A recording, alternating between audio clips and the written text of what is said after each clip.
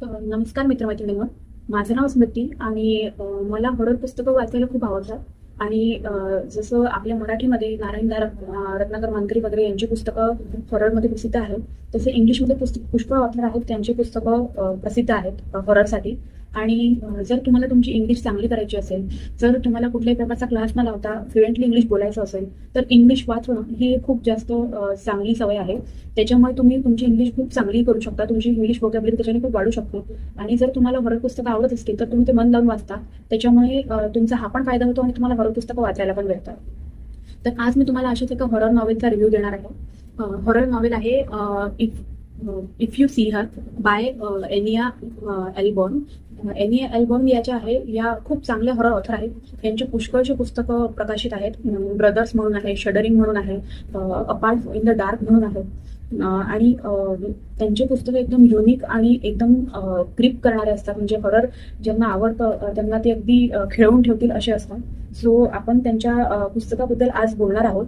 तर सगळ्यात पहिले मी तुम्हाला पुस्तकाची थोडी माहिती देते. तर हे जे पुस्तक आहे याच्यामध्ये जेसी नावाचं एक कॅरेक्टर आहे, मेल कॅरेक्टर आहे. तर जेसी जो असतो आणि त्याचे जे फ्रेंड्स असतात ते लहानपणी त्यांच्या गावामध्ये एक ओल्ड अबॅन्डन हाऊस असतं, त्याच्यासोबत खूप जास्त ऑब्सेस्ड असतात, कारण ते हाऊस जे असतं ते हॉन्टेड असतं. तर म्हणजे असं सगळ्यांचं म्हणणं असतं. तर हे खूप जास्त ऑब्सेस्ड असतात त्याचे मित्र आणि तो.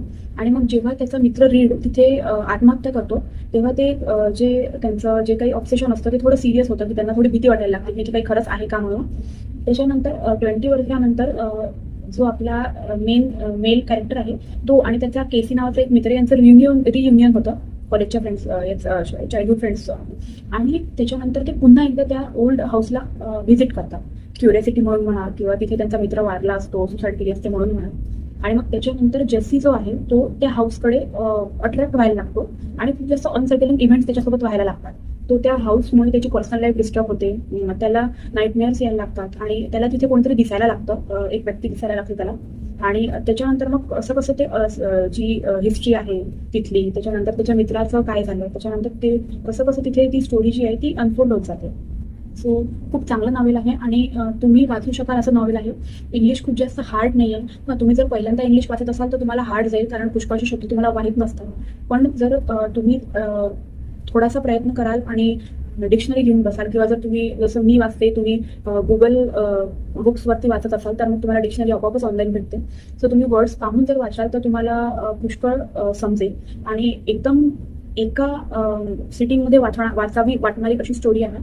सो आता आपण या गोष्टीला रिव्ह्यू करणार आहोत. मी तुम्हाला पूर्ण गोष्ट तर सांगू शकत नाही, कारण ते तुम्ही वाचायला हवं.